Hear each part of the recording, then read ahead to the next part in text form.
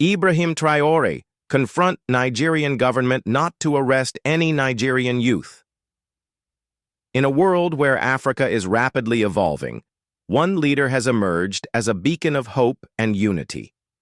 Ibrahim Traore, the president of Burkina Faso, has become a symbol of African excellence and progress. His journey to the top has been marked by challenges, controversies, and triumphs, from confronting the Nigerian government over the treatment of its youth to championing the Accra Declaration. A bold initiative for African unity and development, Traore has proven himself to be a fearless and visionary leader. Traore's story began with his bold confrontation of the Nigerian government, where he demanded justice for Nigerian youth. He then became a champion of the Accra Declaration, a landmark document that calls for greater youth participation, economic empowerment, and social justice across Africa. As opposition mounted, Traore faced down critics and adversaries, including the ruthless politician Chief Adeyemi and the dictator President Kagame. Through it all, he remained steadfast in his commitment to his people and his vision for a united and prosperous Africa. Ibrahim Traore, the Burkinabe leader, stood tall in front of the Nigerian ambassador's residence, his voice firm but measured as he addressed the gathered media. "We will not stand idly by while our brothers and sisters in Nigeria are subjected to unjust treatment," he declared. "The Nigerian government must refrain from arresting any Nigerian youth simply for expressing their opinions or defending their rights." The controversy began when a high-ranking Nigerian government official made a shocking statement, claiming that Nigerian youth were not resourceful and were instead a burden to the nation. The comment sparked widespread outrage and protests across the country, with many young Nigerians feeling disrespected and marginalized. Traore's intervention was seen as a bold move, given the sensitive nature of the issue. But the Burkinabe leader was undeterred, citing the strong historical and cultural ties between Burkina Faso and Nigeria. "As a leader, I believe it is our duty to stand up for the rights and dignity of all Africans, regardless of their nationality," he said. In a surprising twist, Traore revealed that he had received a personal message from a group of Nigerian youth, thanking him for his support and sharing their stories of struggle and resilience. The message had moved Traore deeply, and he felt compelled to act. The Nigerian government responded cautiously to Traore's demands, promising to review their policies and engage in dialogue with the youth. But Traore remained vigilant, vowing to continue advocating for the rights of Nigerian youth until meaningful change was achieved. As the situation unfolded, one thing became clear.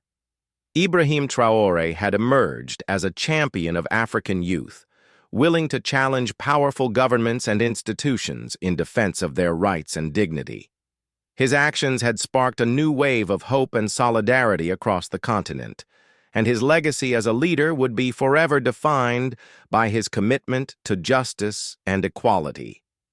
As the days passed, Traore's message resonated with young people across Africa. They saw in him a leader who truly understood their struggles and was willing to take a stand against injustice. Social media was filled with messages of support for Traore, with many young Africans using the hashtag Traore for Africa to express their admiration for his leadership. In Nigeria, the government faced growing pressure to respond to Traore's demands. After weeks of tense negotiations, the Nigerian president agreed to meet with Traore to discuss the situation. The meeting was seen as a significant breakthrough, with both leaders committing to work together to promote youth empowerment and social justice. But just as progress was being made, a shocking revelation emerged. Documents leaked to the press revealed that the Nigerian government had been secretly working with international organizations to suppress youth activism and dissent. The documents showed that the government had been using covert tactics to discredit and silence young activists, including those who had been vocal about the government's handling of the economy and social issues. Traore was outraged by the revelation, and he immediately called for an investigation into the matter. "This is a betrayal of the trust of the Nigerian people," he said. "The government must be transparent and accountable to its citizens, not working behind their backs to suppress their voices." The Nigerian government was forced to respond to the allegations, with the president denying any wrongdoing. But the damage had already been done, and the government's credibility was severely damaged. Traore's leadership had brought the issue to light, and he had given voice to the concerns of young Africans who felt marginalized and silenced. As the fallout from the scandal continued, Traore's influence grew. He became a symbol of hope for young Africans who were demanding change and accountability from their governments. His leadership had sparked a new era of activism and engagement, and his legacy would be defined by his commitment to justice, equality, and the empowerment of African youth. The story of Ibrahim Traore serves as a reminder that leadership can come from unexpected places, and that one person can make a difference in the lives of millions. As Africa continues to evolve and grow, Traore's message of hope and empowerment will remain a powerful force for change, inspiring a new generation of leaders to stand up for what is right and just. As the scandal deepened, Traore's message of hope and empowerment resonated even further. He became a beacon of light for those seeking change, and his leadership inspired a new wave of activism across the continent. In Nigeria, young people took to the streets, demanding greater accountability and transparency from their government. The protests were peaceful, yet powerful, with chants of justice for Nigeria and accountability now echoing through the cities. Traore watched from afar, his heart swelling with pride and hope. He knew that the road ahead would be long and challenging, but he was convinced that the youth of Africa would lead the way to a brighter future. One young Nigerian, a brilliant and fearless activist named Neoma, emerged as a leader of the protests. She had been inspired by Traore's words and had taken it upon herself to mobilize her peers. Neoma's courage and conviction galvanized the movement, and soon thousands of young Nigerians were marching in the streets demanding change. As the protests gained momentum, Traore saw an opportunity to further amplify the message. He invited Neoma to join him in Burkina Faso for a summit of African youth leaders. The gathering would be a chance for young people from across the continent to share their ideas, build solidarity, and chart a course for the future. Neoma accepted the invitation, and soon she found herself sitting alongside Traore and other influential leaders. Together they crafted a vision for a more just, equitable, and prosperous Africa, an Africa led by its youth, for its youth. The summit culminated in the signing of the Accra Declaration, a bold statement of intent that called for greater youth participation in governance, economic empowerment, and social justice. The document would become a rallying cry for young Africans, a testament to their power and potential. Traore smiled as he watched Neoma and the other young leaders sign the declaration. He knew that the future of Africa was in good hands, hands that were passionate, creative, and determined to build a better world for all.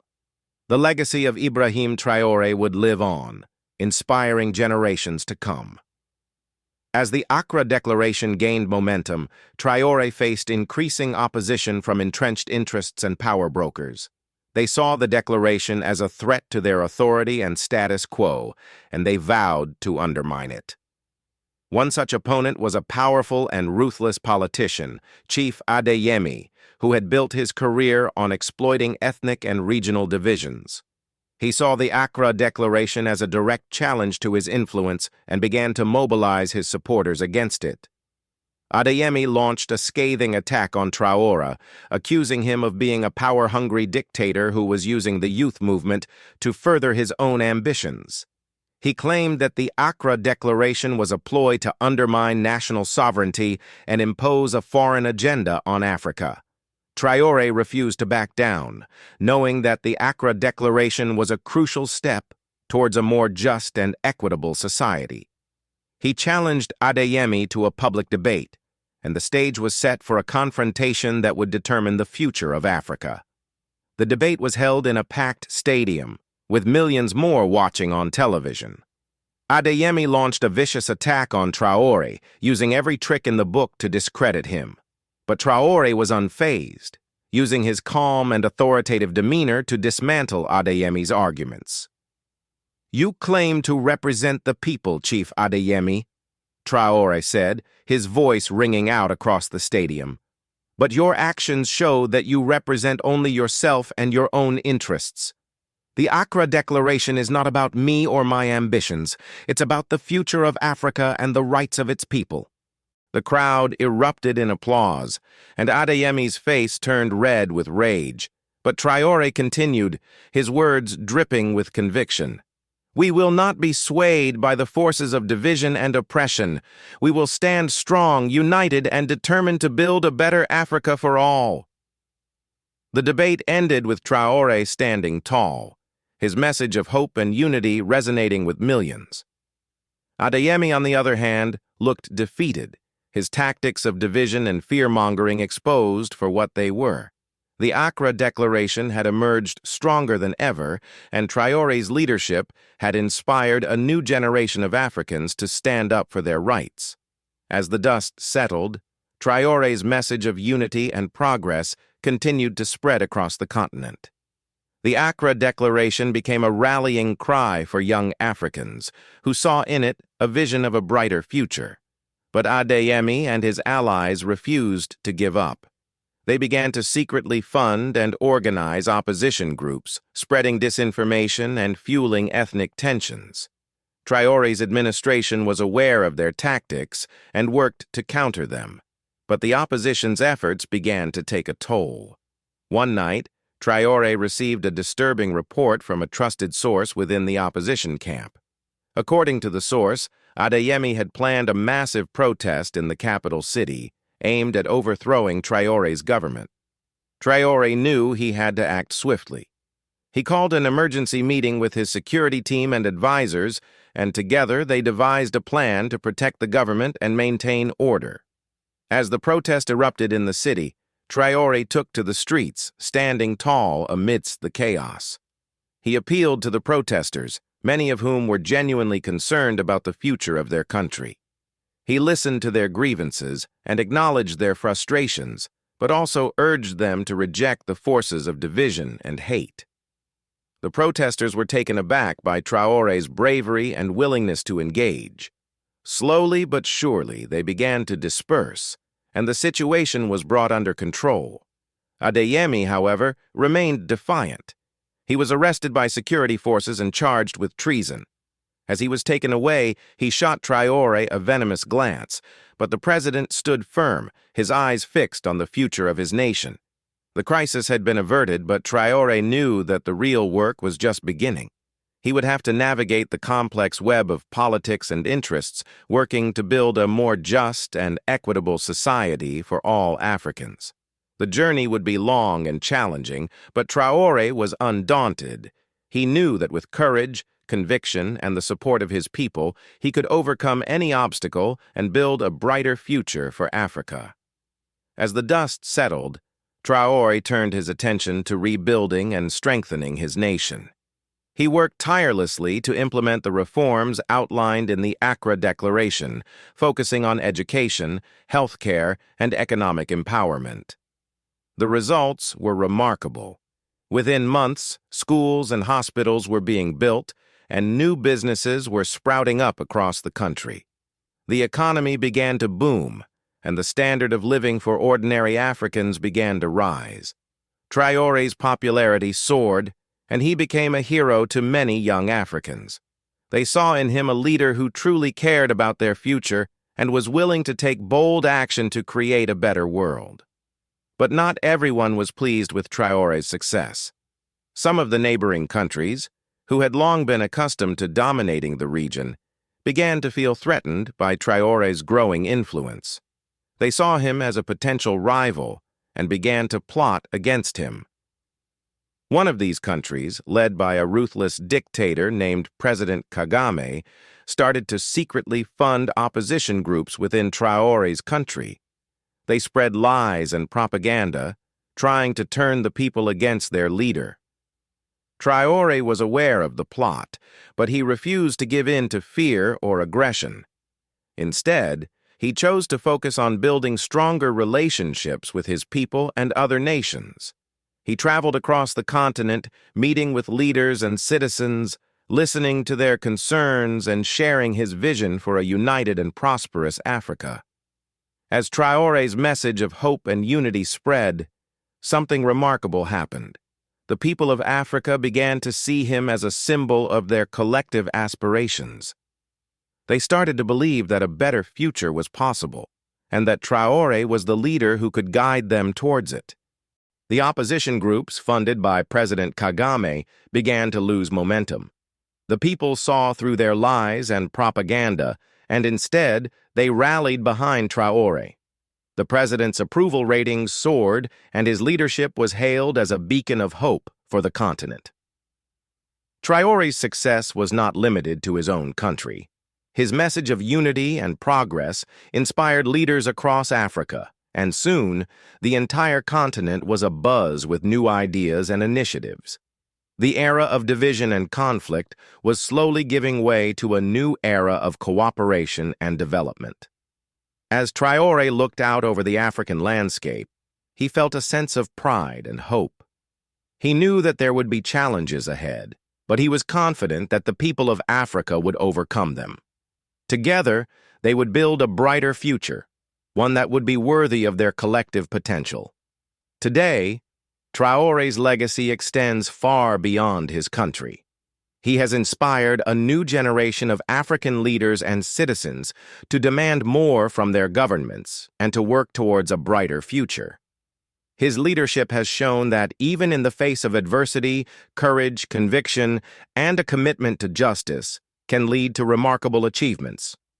As Africa continues to evolve, the story of Ibrahim Traore serves as a powerful reminder of the impact one leader can have on the lives of millions. Thanks for watching. Do us a favor and hit that like button, subscribe for more deep dives into what's really going on in the world, and ring that notification bell so you never miss what's next.